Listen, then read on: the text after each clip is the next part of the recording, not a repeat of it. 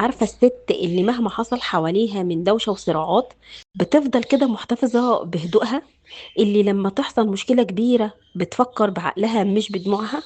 الناس دايما بتسميها الست الرايقة، بس الحقيقة مش هي الست المحظوظة زي ما الناس بتقول عليها، ولا هي الست دي ما عندهاش مشاكل. هي بكل بساطة قررت إنها تمتلك مفاتيح روقانها. النهاردة هنبدأ رحلة ال10 حلقات عشان تتعلمي معايا إزاي تكوني الست دي وسط زحمة حياتك اليومية. ولو أول مرة بتشوفيني، أنا اسمي هبة، ودي قناتي اسمها بودكاست تاج. هنا بنتعلم إزاي نبني نسخة أفضل من نفسنا. حضري قهوتك ويلا بينا نبدأ أول خطوة في سلسلة الست الرايقة. أول حاجة هنتكلم عنها النهاردة وهي خرافة الروقان اللي بيقولوا عليه ده فراغ. ناس كتير جدا بتتكلم عن كلمة روقان أو ست رايقة، بيقولوا دي عندها فراغ، دي ست دماغها فاضية، ما عندهاش أي مسؤوليات، مش تعبانة في أي حاجة. لكن للأسف يا جماعة احنا هنصحح المفهوم ده النهاردة.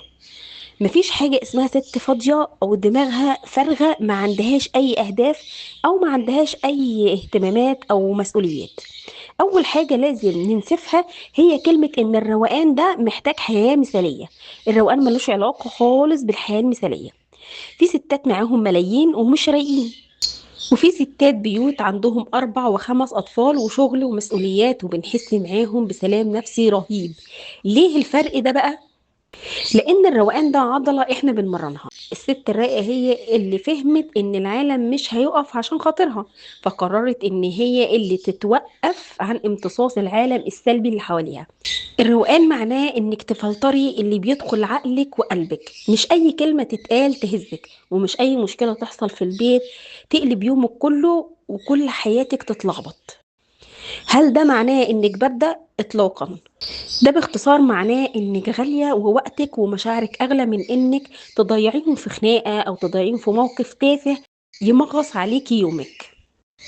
طب ما تقولي لنا ايه هي مواصفات الست الرايقة يا ست هبة؟ عمالة تحكي لنا عن الست الرايقة، ايه هي بقى مواصفاتها؟ اقول لك يا ستي ايه هي مواصفات الست الرايقة. الست الرايقة هي الشخصية الكاريزما، بمعنى ان عندها كاريزما للهدوء، عندها هدوء كده ملحوظ. لو تلاحظي كده لما بتدخل مكان وما بتكونش هي اللي صوتها اعلى حاجة، بس هي بتكون عندها حضور قوي كده، في حاجة مختلفة عن بقية اللي قاعدين. ليه وايه السبب؟ لان هي بتسمع اكتر ما بتتكلم، وده بيديها هيبة ومساحة تفكر في ردودها بذكاء. ولما بيكون في حوار ما بتحاولش تبرر كتير. الست الرايقة عارفة هي بتعمل ايه، فبالتالي ما بتضيعش طاقتها في اقناع الناس بوجهة نظرها. عندها حدود وما بتسمحش لأي حد يتخطى مساحتها الشخصية، وبتعرف تقول كلمة لأ بمنتهى الشياكة والروقان. تخيلي كده لو حد حاول يستفزك، انت هتردي عليه وتقولي له ايه؟ الست الرايقه بقى بتبص بابتسامه خفيفه كده وبترد بكلمه واحده بس. الهدوء ده هو اللي بيخلي اللي قدامك يعمل لك الف حساب. في حاجه كده في علم النفس اسمها سيكولوجيه الاستحقاق. يعني ايه؟ يعني ربط الروقان بتقدير الذات. ده الكلام وده السر اللي مش بيقولهولك، ان الروقان نابع من حب الذات. يعني الست الرايقه عارفه انها تستحق تعيش في هدوء. هي مش ضحيه لدرجه الاحتراق، هي دايما بتعطي حب بس من غير ما تنسى نفسها. هي فاهمه ان لو طاقتها خلصت مش هتعرف تعطي لبيتها ولا لشغلها ولا لنفسها ولا للناس اللي حواليها، فبتعمل لنفسها جزيره كده منعزله وسط اليوم، ولو لمده 10 دقايق بتقعد فيها كده مع نفسها، تفصل عن كل الأدوار اللي بتعملها كأم كزوجة كموظفة، وبترجع لنفسها كإنسانة.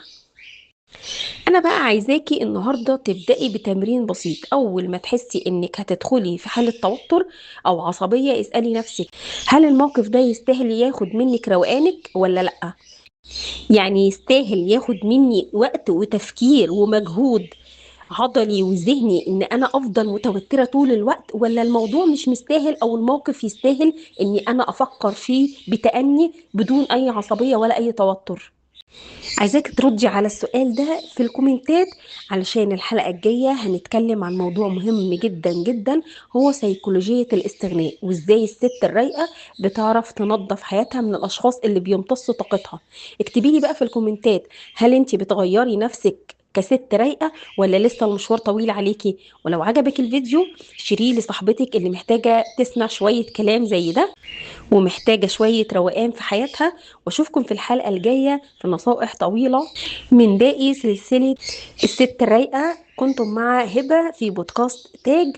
تابعيني وما تنسيش اللايك والشير والسبسكرايب وتفعيل الجرس عشان يوصلك كل حلقة جديدة بنزلها.